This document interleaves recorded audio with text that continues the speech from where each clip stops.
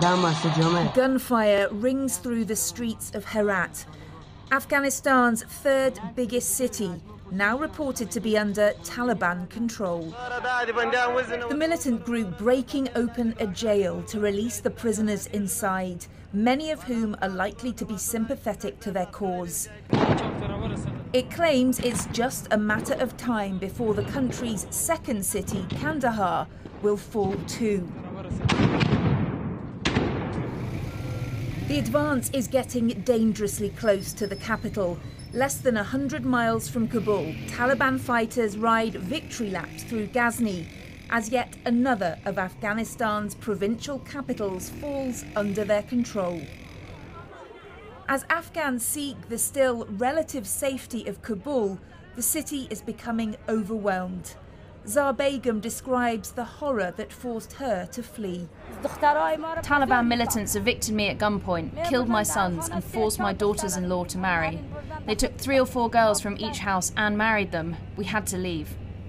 But it's unclear how much longer she'll find sanctuary in the capital city.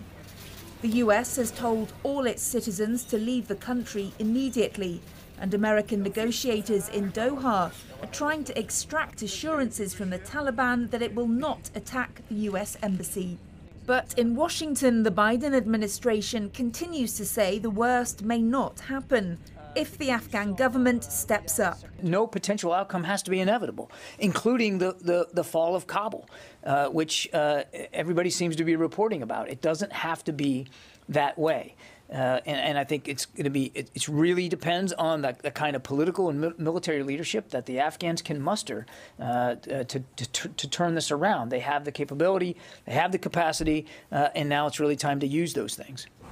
Under pressure, the Afghan president, Ashraf Ghani, thanks his generals across the country and utters a short prayer for those who've lost their lives. Inna lillahi wa inna ilayhi rajiun.